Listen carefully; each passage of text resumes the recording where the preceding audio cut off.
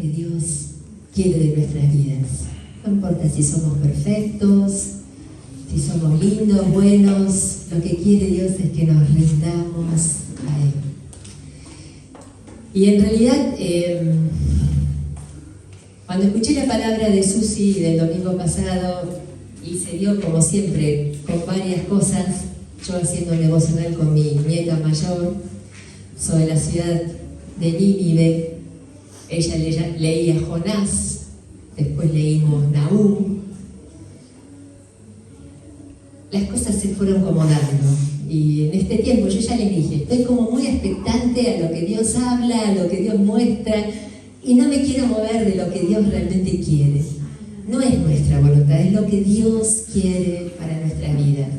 Así que a mí me cuesta un poco esta palabra, pero sé que viene del corazón de Dios. Y por eso le puse el mismo título que le puso Susi, solo que es la segunda parte. Conociendo el corazón de Dios número 2.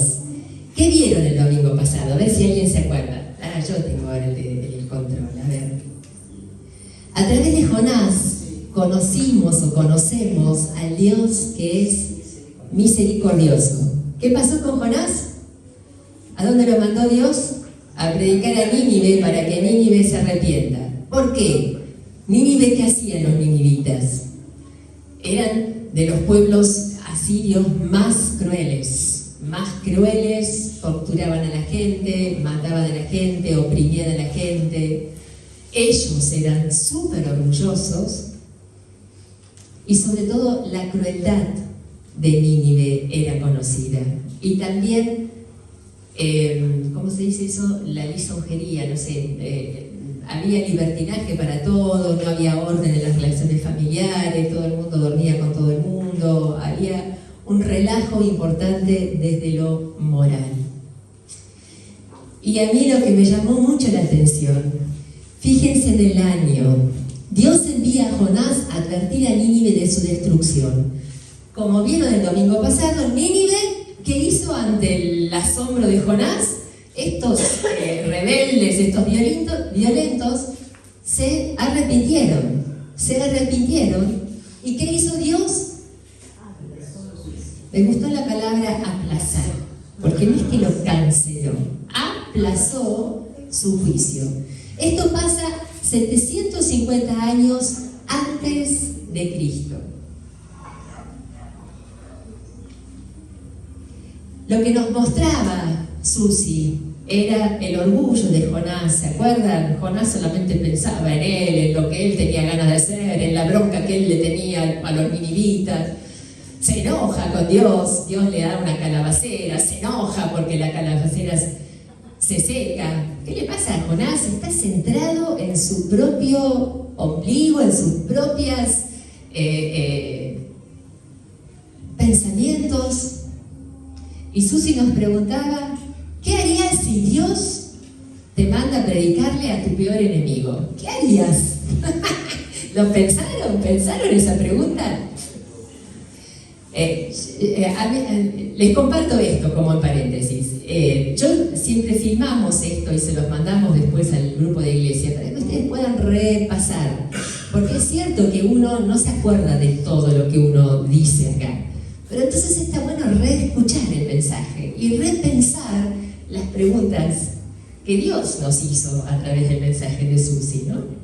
¿Lo pensaron? ¿Qué harían si Dios les manda a predicar? Pues todo el mundo escuché que dijeron amén, tenemos que predicar. Pero somos rápidos para contestar, pero ¿te lo planteaste realmente? A ese que no te lo tragás, que no lo querés ni ver, a ese Dios te manda a predicarle el mensaje de amor de la cruz. ¿Qué vamos a hacer? Pero lo que nos muestra Jonás también es que Dios se interesa realmente por nosotros. Dios tenía un juicio hecho sobre Nínive, pero cuando ve el corazón de los ninivitas que se arrepienten, Dios cambia su pronóstico. Porque Dios, como dijo Yuri hoy, nos conoce, Yuri creo, ¿no? Sí.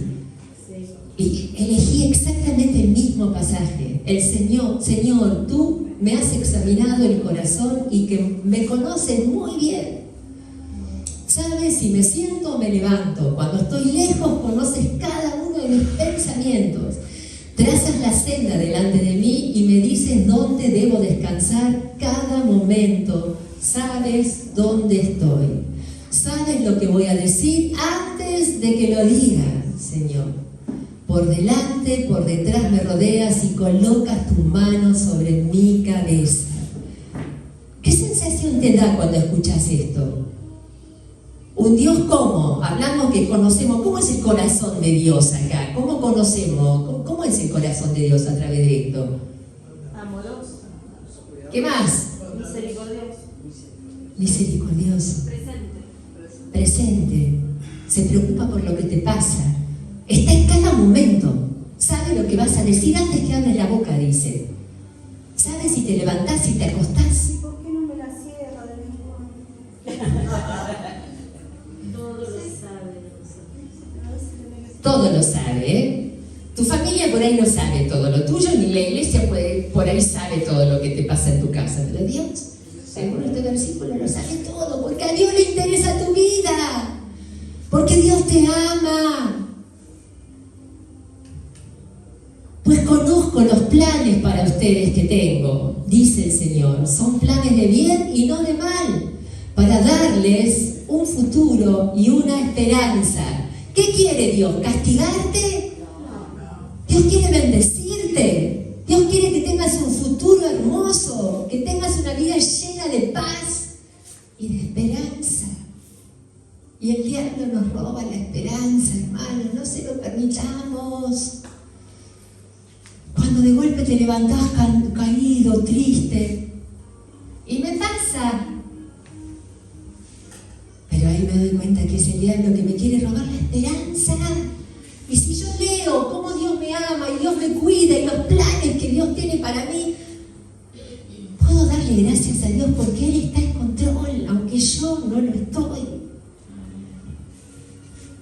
Hay otro pasaje hermoso. Esto traigo a mi corazón, por esto tengo esperanza. Que las misericordias del Señor jamás se terminan, pues nunca fallan sus bondades. Son nuevas cada mañana, grande es su fidelidad. ¿Crees que Dios tiene misericordia de tu vida, que te ama y que quiere bendecirte?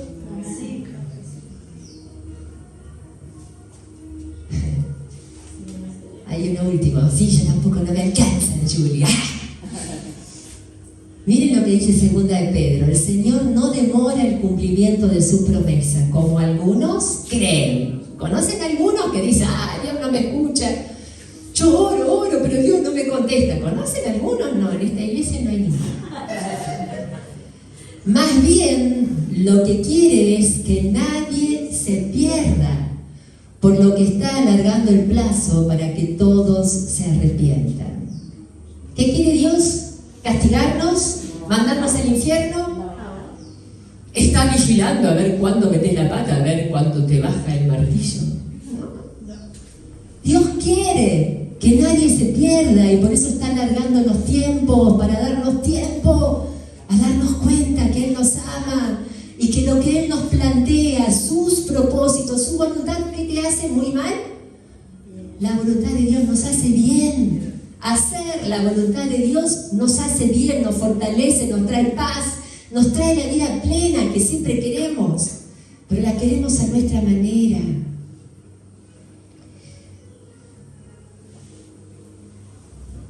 Dios vio la violencia de Nínive. Él no estaba ajeno, porque como bien leímos, Él sabe todas las cosas. Pero la misericordia de Dios siempre precede al juicio. Dios sabe las cosas que no están bien en tu vida, pero siempre te va a llamar y te va a dar la oportunidad de volverte a Él.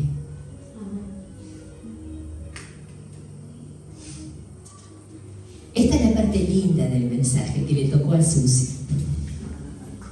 Esto es lo que nos muestra Jonás. 750 años antes de Cristo. Pero quiero que se quede con él. Quiero hacer hincapié en esta parte. Cuánto nos ama, cuántas oportunidades nos da, cuánta misericordia nos tiene. Nuevas son cada mañana sobre tu vida las misericordias de Dios. Pero a través de Nahum también conocemos a un Dios justo. Nahum es un profeta que está en el año 612 a.C., o sea, 80 años después de Jonás. Esto pasa 80 años después de Jonás, por eso me llamó tanto la atención. Y habla de la misma ciudad de Nínive. ¿Qué le pasó a la ciudad de Nínive? Se olvidó de la misericordia de Dios. Se olvidaron de que se habían arrepentido cuando Jonás les dijo: muchachos, si no se arrepienten, esto se quema todo. 80 años, 4 generaciones. Una generación, ¿no? ¿Cuánto Bueno, decís? 80 años, 4 generaciones. 4 generaciones. En esa época sí. Ok. En Nahum Dios anuncia la destrucción definitiva de Nínive. Y esta se cumple en el año 612 a.C. Y hay confirmaciones históricas, excavaciones arqueológicas que se han hecho que hablan de una ciudad en mucho auge y que de golpe desapareció. Y quiero que lo leamos, porque estos pasajes también están en la Biblia. Esto es Nahum. Estas son las visiones que Dios le dio a Nahum, que vivió en Elcos, acerca de la inminente destrucción de Nínive. El Señor es celoso con todos los que ama, y por eso castiga a los que causan daño y destruye a sus enemigos con furor. El Señor no se enoja fácilmente. Quiero que se acuerden de eso. Pero cuando está irado, su poder supera todo lo imaginable y no considera inocente al culpable. Eso lo podemos encontrar en Nahum 1:1-3. El Señor no se enoja fácilmente, pero se enoja a veces. ¿Y cuánto se enoja? Agárrate. Volamos todos. ¿Quién puede permanecer en pie ante la cólera de Dios? Su enojo es como el ardor del fuego, que es capaz de arrasar con todo lo que se ponga a su paso. Hasta las montañas tiemblan cuando Dios da rienda suelta a su enojo. Qué pesar por Nínive, esa ciudad sanguinaria, llena de mentiras y de robos, que como fiera salvaje siempre andaba tras sus presas. No te extrañes ahora que esté en tu contra, dice el Señor Todopoderoso. Te levantaré Es fuerte, ¿eh? Casi lo borro esta mañana, pero después dije, es parte, es como arrancarle un pedazo a la Biblia, ¿no? Dice el Señor Todopoderoso, te levantaré las faldas hasta el rostro para que todo el mundo pueda ver tu desnudez y así quedes avergonzada en público. Ahora toda la tierra verá tu desnudez y tu vergüenza. Te cubriré de excremento para completar tu deshonra delante de todos los pueblos de la tierra. ¡Wow! Cuando Dios se enoja, se enoja. ¿Por qué se enojó Dios? ¿Tuvo misericordia Dios? 80 años antes. 80 años antes le había mostrado la misericordia, le dio la oportunidad de volverse. Y estos se volvieron. Pero algo pasó en estos 80 años. Qué malo el diablo, ¿no?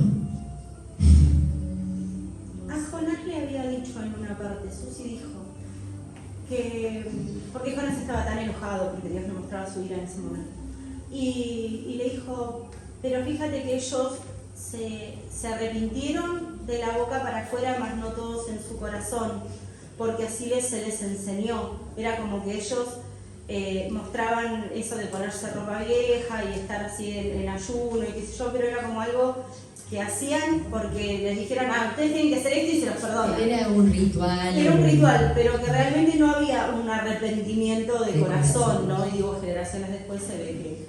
Y evidentemente sí hubo un arrepentimiento de corazón, porque si no Dios no hubiera levantado o aplazado su juicio en su momento. Pero como que no pudieron permanecer. Y siempre esa palabra que tanto nos cuesta. El permanecer en los procesos de Dios, el quedarte sobre la mesa del alfarero. Mientras vos permanezcas arriba de la mesa del alfarero, no sé, yo tengo una nuera que es alfarera, ¿vieron cómo es una mesa que gira y el barro va arriba y con las manos, es el torno, y con las manos se va formando? Mientras vos permanezcas en la mesa del alfarero, le das la oportunidad a Dios de seguir trabajando en tu vida. Pero si vos te bajás de la mesa del alfarero, ¿qué es lo que hacemos? Porque nos bajamos, porque el trato de Dios a veces nos duele. Pero bienvenido al dolor, hermanos, porque no se crece si no es a través del dolor. Hoy en la mañana hablábamos, no se sana si no duele. Y volví a recordar, porque yo no...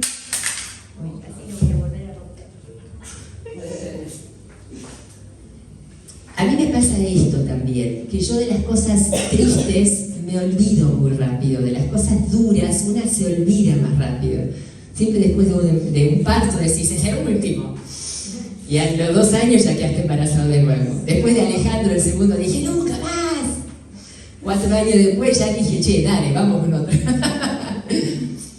Y con mi operación me pasó algo parecido. Las primeras 2 semanas la pasé súper mal, porque era un dolor difícil de aguantar. Pero el médico había dicho, si no te moves, no vas a volver a caminar. Así que mordí, apreté los dientes y dije, vamos con esto, porque si no duele, no me sano. Y acá estoy, caminando sin dolor. Pero es necesario atravesar el dolor, y si Dios quiere corregirte y te duele, ajo y agua, hermanos. Aguantátela, porque es para bien. Dios quiere que tengas una vida plena y que no estés colgado a condicionamientos del pasado. Dios quiere sanar tu corazón.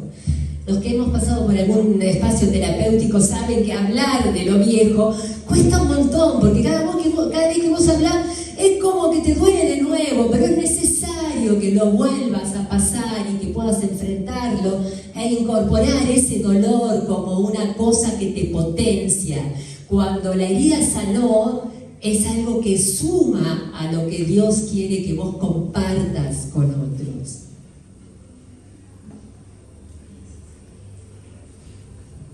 Bien, el arrepentimiento debe ser permanente. ¿Qué significa ser permanente? ¿Que estemos todos los días llorando y arrodillados y echándonos ceniza? Que podamos tener lo que cantamos hoy, un corazón rendido a Dios, que no sea algo momentáneo, que realmente tu estilo de vida sea, Señor, te necesito, no puedo en mi fuerza, renuncio a mi orgullo, dejo que el poder del resucitado que vive en mí, porque si vos le abriste el corazón a Jesús, el poder de la cruz habita en tu vida, y ese poder del resucitado te va a dar la fuerza que necesitas para vivir como Dios quiere, en humildad, que sea un estilo de vida y no un llorar acá en la iglesia. Ay, cómo me arrepiento, cómo me dolió eso. Y saliste a la calle e insultaste al primero que se te cruza.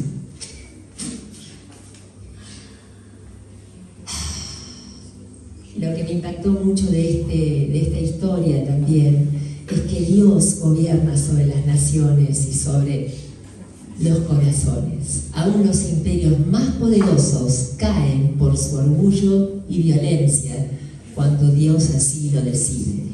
¿Conocen alguno que no sea Nínive? Babilonia. Sodoma. Babilonia. ¿Algo más reciente? Chavismo. Muchos años, estos últimos años, yo siempre le decía al Señor, ¿cómo te aguantás? ¿Cómo te aguantás tanta tortura, tanta... 8 millones de venezolanos se fueron del país. Pero no pasó con Venezuela lo que leímos antes, que está siendo avergonzado a nivel internacional. Las cosas que están saliendo a la luz de lo que pasaba en ese óvalo, ¿no? ¿Cómo se llama? En ese centro de detención. Las cosas que están saliendo a la luz realmente están haciendo quedar muy avergonzados a Venezuela. Yo me acordé de Alemania. En la Segunda Guerra, Hitler se creía que tenía todo el mundo bajo su control, un orgullo, una violencia, todo lo que hizo con los judíos. Tuvieron que, violín en bolsa, cuando Dios dijo se acabó, cayeron ante los aliados y pasaron una vergüenza internacional. Es el día de hoy que todavía hay historias con eso. Pero eso no lo hacemos nosotros, eso es Dios. Yo quiero que entendamos que Dios tiene mucha misericordia, mucha gracia, mucha paciencia, no quiere que nadie se pierda. Pero hay un momento cuando empezamos a manipular a Dios, cuando empezamos a jugar con las bendiciones que recibimos de Dios y sabemos que lo que tenemos que hacer, lo hacemos, cualquiera. Dios te va a tener paciencia, te va a llamar la atención, porque siempre la misericordia precede al juicio. Pero hay un momento donde Dios se enoja, y cuando Dios se enoja, patita es para que te quiero.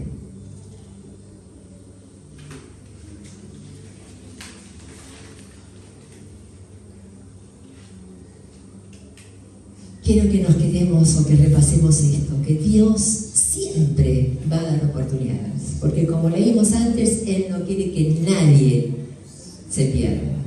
¿Ustedes creen que mandó a Jesús para que solo 144.000 se salven? No. Dios mandó a su Hijo a morir, entregó a su Hijo para que todos seamos salvos, todos los que queremos serlo, ¿sí? Y Dios va a hacer todo lo posible para que querramos. Pero también el Señor te dice, yo te instruiré y te guiaré por el mejor camino para tu vida. Yo te aconsejaré y velaré por ti. Pero no seas como el caballo ni como la mula, que no tienen discernimiento y que necesitan un freno en la boca para no salirse del camino. Eso lo ensucia ayer en su oración. ¿Qué somos? ¿Caballos mansos o somos mulas que necesitamos el rebenque? No sé, ¿cómo se llama la fusta? Vos que estuviste tanto tiempo con José, con los caballos. ¿Qué le ponen al caballo para que...? Ah, sí, pero cuando el caballo se retoba y que no quiere caminar para donde...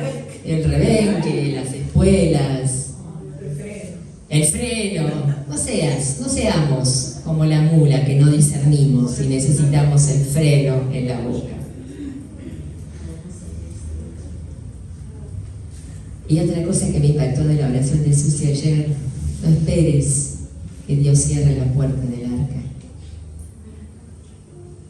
Hay en Génesis cuando dice que Noé hacía subir los animales de 2 en 2, le dio 120 años Dios al pueblo mientras Noé construía el barquito y se burlaban de Noé porque no había lluvia en esa época y Noé hacía un barco inmenso. Imagínense la gente lo que diría. Y Noé le decía, va a haber un diluvio, ustedes arrepiéntanse, quieran subirse al barco. Y la gente le decía, estás loco. Y pasaba algo parecido que en Nínive. Había relajo moral, violencia, todo lo que no era dentro de la voluntad de Dios. 120 años tuvieron, mientras Noé construía su barco. Pero dice la palabra que cuando terminaron de subir de 2 en 2 las parejitas de los animales, ¿qué pasó? Se cerró la puerta. No esperemos que se cierre la puerta.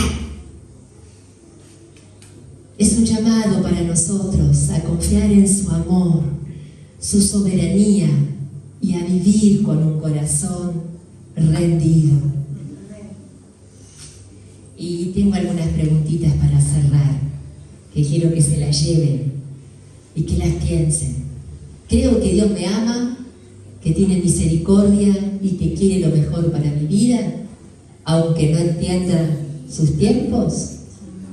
¿Lo crees? ¿Crees que Dios te ama? ¿Que Dios te da miles de oportunidades? Sí, sí.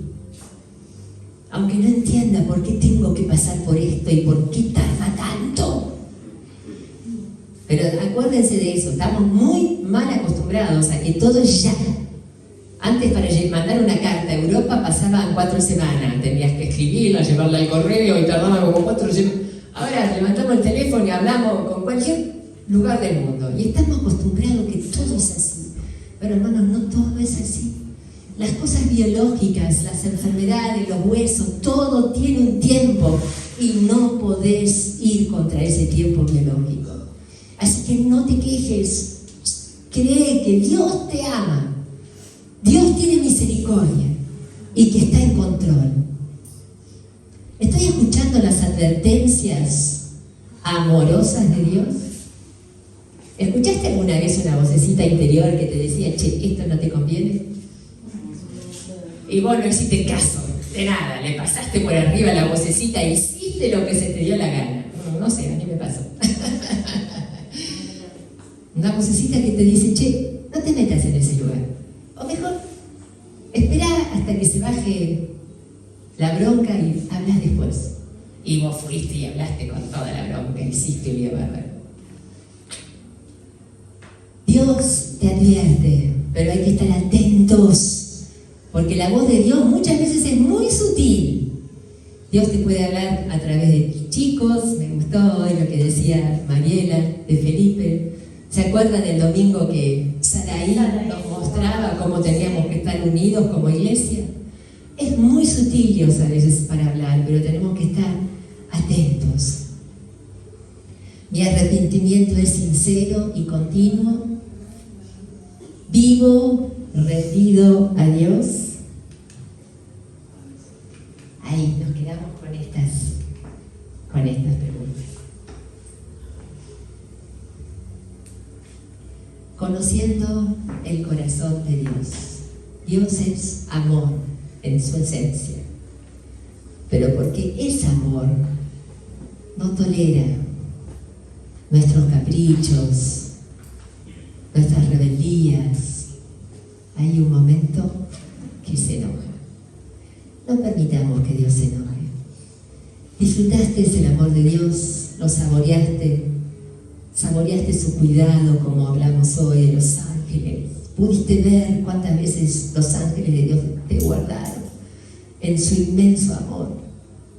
Hacele caso a Dios, porque las cosas que Dios te pide no son arbitrarias ni para poner peso sobre tus hombros. Las cosas que Dios te pide son para hacerte bien. Y Señor, queremos darte gracias por tanto amor, por tanta paciencia, por tanto tiempo, por el precio que pagaste para que nosotros accediéramos a esta vida de plenitud y de paz. Y Señor, queremos pedirte perdón, porque muchas veces no le damos el valor que tú le diste a toda la obra redentora. Muchas veces no le damos el valor al cuidado, a tu protección, a tu provisión. Muchas veces no le damos el valor a la paz que recibimos cuando venimos a reunirnos acá en tu presencia y a compartir con nuestros hermanos tu presencia. Señor, queremos vivir agradecidos, queremos vivir rendidos a tu voluntad, queremos ser sensibles a la dirección de tu Espíritu Santo, y cuando tú nos señalas algo, a decirte, Señor, acá te lo entrego, me rindo, levanto mis manos en señal de rendición. Señor, queremos que nuestras vidas honren tu presencia en nosotros. Ayúdanos a darle el valor a lo que tenemos en ti, Señor. Y te pido que completes la la obra en nosotros, que esta palabra siga haciendo mella en nuestros corazones y buscando esta intimidad que necesitamos para vivir rendidos a ti, Señor. En el nombre de Jesús. Amén. Amén. Tenemos una canción para cerrar.